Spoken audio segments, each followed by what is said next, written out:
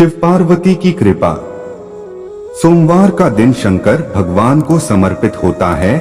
आज के दिन भक्त भोलेनाथ को प्रसन्न करने के लिए विशेष पूजा अर्चना करते हैं। कुछ लोग आज के दिन व्रत भी रखते हैं ताकि शिव की विशेष कृपा प्राप्त की जा सके। बाबा भोलेनाथ के आशीर्वाद के लिए आप भी सोमवार का व्रत कर रहे हैं तो शिव व्रत कथा को पढ़कर या सुनकर इस उपवास को पूरा करें। शिव पार्वती की कृपा प्राप्त हो। एक बार प्रेम से बोलिए हर हर महादेव। कथा सुनने या पढ़ने से आप सभी पर माता पार्वती और भगवान शिव की कृपा प्राप्त होगा। वीडियो पसंद आए तो एक लाइक अवश्य कर दीजिएगा। हमारे चैनल पर पहली बार आए तो सब्सक्राइब जरूर कर दीजिए और कमेंट बॉक्स में हर हर महादेव अवश्य लिख दीजिएगा। तो चलिए कथा का प्रारंभ करते। एक समय की बात है, किसी नगर में एक साहूकार रहता था। उसके घर में धन की कोई कमी नहीं थी, लेकिन उसकी कोई संतान नहीं थी। इस कारण वह बहुत दुखी था। पुत्र प्राप्ति के लिए वह प्रत्येक सोमवार व्रत रखता था और पूरी श्रद्धा के साथ शिव मंदिर जाकर भगवान शिव और पार्वती जी की पूजा करता था। उसकी भक्ति देखकर एक दिन मां पार्वती प्रसन्न हो गईं और भगवान शिव से उस साहूकार की मनोकामना पूर्ण करने का आग्रह किया। पार्वती जी की इच्छा सुनकर भगवान शिव ने कहा कि हे पार्वती, इस संसार में हर प्राणी को उसके कर्मों का फल मिलता है और जिसके भाग्य में जो हो उसे भोगना ही पड़ता है। लेकिन पार्वती जी ने साहूकार की भक्ति का मान रखने के लिए उसकी मनोकामना पूर्ण करने की इच्छा जताई। माता पार्वती के आग्रह पर शिवजी ने साहूकार को पुत्र प्राप्ति का वरदान तो दिया, लेकिन साथ ही यह भी कहा कि उसके बालक की आयु केवल 12 वर्ष होगी। माता पार्वती और भगवान शिव की बातचीत को साहूकार सुन रहा था। उसे ना तो इस बात की खुशी थी और ना ही दुख। वह पहले की भांति शिवजी की पूजा करता रहा। कुछ समय के बाद साहूकार के घर एक पुत्र का जन्म हुआ। जब वह बालक 11 वर्ष का हुआ तो उसे पढ़ने के लिए काशी भेज दिया गया। साहूकार ने पुत्र के मामा को बुलाकर उसे बहुत सारा धन दिया और कहा कि तुम इस बालक को काशी विद्या प्राप्ति के लिए ले जाओ और मार्ग में यज्ञ कराना। जहाँ भी यज्ञ कराओ वहाँ ब्राह्मणों को भोजन कराते और दक्षिणा देते हुए जाना। दोनों मामा भांजे इसी तरह यज्ञ कराते और ब्राह्मणों को दान दक्षिणा देते काशी की ओर चल पड़े। रात में एक नगर पड़ा जहां नगर के राजा की कन्या का विवाह था, लेकिन जिस राजकुमार से उसका विवाह होने वाला था वह एक आंख से काना था। राजकुमार के पिता ने अपने पुत्र के काना होने की बात को छुपाने के लिए एक चाल सोची। साहूकार के पुत्र को देखकर उसके मन में एक विचार आया। उसने सोचा क्यों न इस लड़के को दूल्हा बनाकर राजकुमारी से विवाह करा दूं। विवाह के बाद इसको धन देकर विदा कर दूंगा और राजकुमारी को अपने नगर ले जाऊंगा। लड़के को दूल्हे के वस्त्र पहनाकर राजकुमारी से विवाह कर दिया गया, लेकिन साहूकार का पुत्र ईमानदार था। उसे यह बात न्याय संगत नहीं लगी। उसने अवसर पाकर राजकुमारी की चुन्नी के पल्ले पर लिखा कि तुम्हारा विवाह तो मेरे साथ हुआ है, लेकिन जिस राजकुमार के संग तुम्हें भेजा जाएगा वह एक आंख से काना है। मैं तो काशी पढ़ने जा रहा हूँ। जब राजकुमारी ने चुन्नी पर लिखी बातें पढ़ी तो उसने अपने माता पिता को यह बात बताई। राजा ने अपनी पुत्री को विदा नहीं किया, जिससे बारात वापस चली गई। दूसरी ओर साहूकार का लड़का और उसका मामा काशी पहुँचे और वहां जाकर उन्होंने यज्ञ किया। जिस दिन लड़के की आयु 12 साल की हुई उसी दिन यज्ञ रखा गया। लड़के ने अपने मामा से कहा कि मेरी तबीयत कुछ ठीक नहीं है। मामा ने कहा कि तुम अंदर जाकर सो जो। शिवजी के वरदानुसार कुछ ही देर में उस बालक के प्राण निकल गए। मृत भांजे को देख उसके मामा ने विलाप शुरू किया। संयोगवश उसी समय शिवजी और माता पार्वती उधर से जा रहे थे। पार्वती ने भगवान से कहा, स्वामी, मुझे इसके रोने के स्वर सहन नहीं हो रहा। आप इस व्यक्ति के कष्ट को अवश्य दूर करें। जब शिवजी मृत बालक के समीप गए तो वह बोले कि यह उसी साहूकार का पुत्र है जिसे मैंने 12 वर्ष की आयु का वरदान दिया।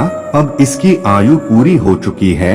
लेकिन मातृभाव से विभोर माता पार्वती ने कहा कि हे महादेव, आप इस बालक को और आयु देने की कृपा करें, अन्यथा इसके वियोग में इसके माता पिता भी तड़पट कर मर जाएंगे। माता पार्वती के आग्रह पर भगवान शिव ने उस लड़के को जीवित होने का वरदान दिया। शिवजी की कृपा से वह लड़का जीवित हो गया। शिक्षा समाप्त करके लड़का मामा के साथ अपने नगर की ओर चल दिया। दोनों चलते हुए उसी नगर में पहुँचे जहां उसका विवाह हुआ था। उस नगर में भी उन्होंने यज्ञ का आयोजन किया। उस लड़के के ससुर ने उसे पहचान लिया और महल में ले जाकर उसकी खातिरदारी की और अपनी पुत्री को विदा किया। इधर साहूकार और उसकी पत्नी भूखे प्यासे रहकर बेटे की प्रतीक्षा कर रहे थे। उन्होंने प्रण कर रखा था कि यदि उन्हें अपने बेटे की मृत्यु का समाचार मिला तो वह भी प्राण त्याग देंगे, परंतु अपने बेटे के जीवित होने का समाचार पाकर वह बेहद प्रसन्न हुए। उसी रात भगवान शिव ने व्यापारी के स्वप्न में आकर कहा, हे श्रेष्ठी, मैंने तेरे सोमवार के व्रत करने और व्रत कथा सुनने से प्रसन्न होकर तेरे पुत्र को लंबी आयु प्रदान की है। इसी प्रकार जो कोई सोमवार व्रत करता है या कथा सुनता और पढ़ता है, उसके सभी दुख दूर होते हैं और समस्त मनोकामनाएं पूर्ण न होती हैं। अब दूसरी कथा सुनाने जा रहा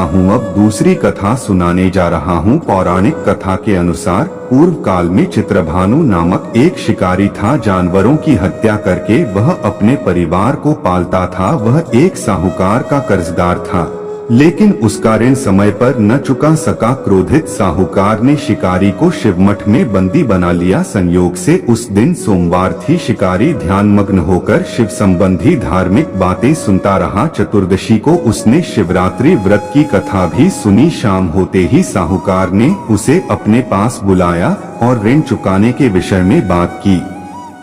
शिकारी अगले दिन सारा ऋण लौटा देने का वचन देकर बंधन से छूट गया। अपनी दिनचर्या की भांति वह जंगल में शिकार के लिए निकला, लेकिन दिन भर बंदी गृह में रहने के कारण भूख प्यास से व्याकुल था। शिकार खोजता हुआ वह बहुत दूर निकल गया। जब अंधकार हो गया तो उसने विचार किया कि रात जंगल में ही बितानी पड़ेगी। वह वन एक तालाब के किनारे एक बेल के पेड़ पर चढ़कर रात बीतने का इंतजार करने लगा। बिल्व वृक्ष के नीचे शिवलिंग था जो बिल्व पत्रों से ढका हुआ था। शिकारी को उसका पता न चला। पड़ाव बनाते समय उसने जो टहनियां तोड़ी वे संयोग से शिवलिंग पर गिरती चली गई। इस प्रकार दिन भर भूखे प्यासे शिकारी का व्रत भी हो गया और शिवलिंग पर बिल्वपत्र भी चढ़ गए। एक पहर रात्रि बीत जाने पर एक गर्भिणी हिरनी तालाब पर पानी पीने पहुंची। शिकारी ने धनुष पर तीर चढ़ाकर ज्यों ही प्रत्यंचा खींची,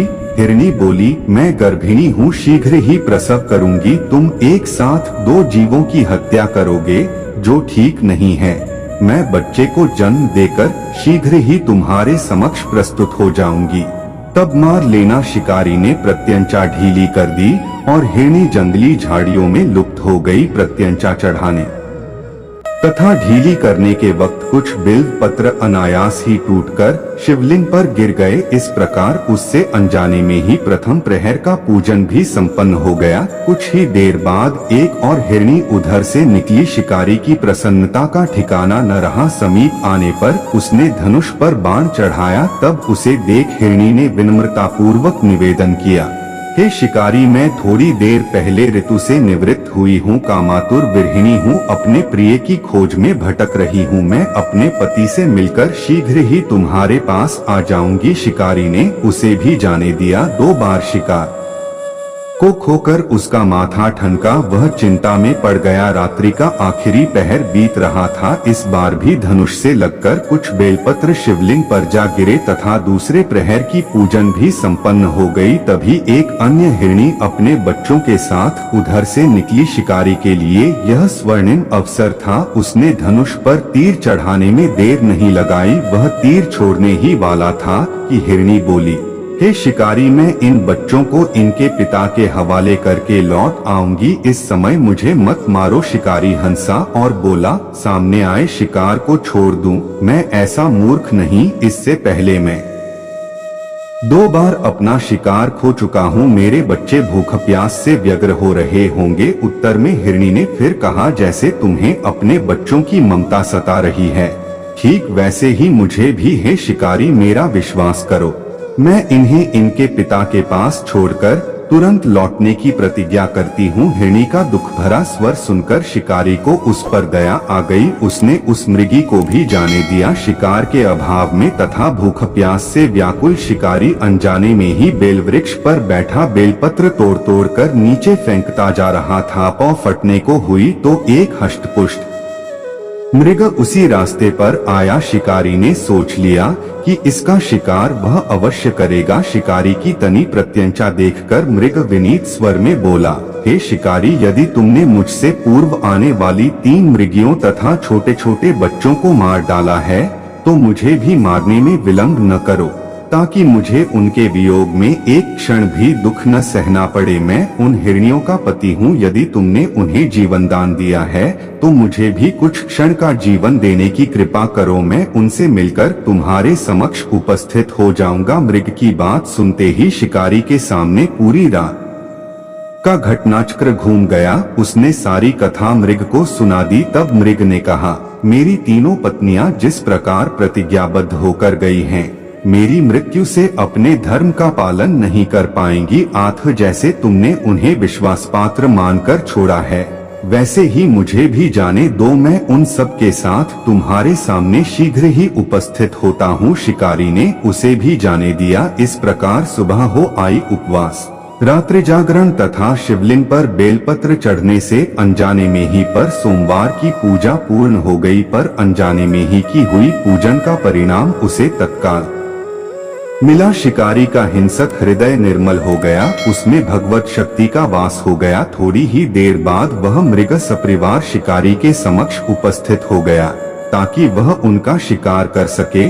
किंतु जंगली पशुओं की ऐसी सत्यता, सात्विकता एवं सामूहिक प्रेम भावना देखकर शिकारी को बड़ी ग्लानि हुई। उसने मृग परिवार को जीवन दान दे दिया। अनजाने में सोमवार के व्रत का पालन करने पर भी शिकारी को मोक्ष की प्राप्ति हुई। जब मृत्यु काल में यमदूत उसके जीव को ले जाने आए तो शिवगणों ने उन्हें वापस भेज दिया तथा शिकारी को शिवलोक ले गए। शिवजी की कृपा से ही अपने इस जन्म में राजा चित्रभानु अपने पिछले जन्म को याद रख पाए तथा सोमवार के दिन के महत्व को जानकर उसका अगले जन्म में भी पालन कर पाए। उम्मीद करते हैं दोस्तों आपको यह कथा पसंद आए तो एक लाइक अवश्य कर दीजिएगा और कमेंट बॉक्स में हर हर महादेव अवश्य लिख दीजिएगा। आप सभी हमारे चैनल पर पहली बार आए हैं तो उसे सब्सक्राइब जरूर कर दीजिएगा। एक बार प्रेम से बोलिए हर हर महादेव। माता पार्वती की जय।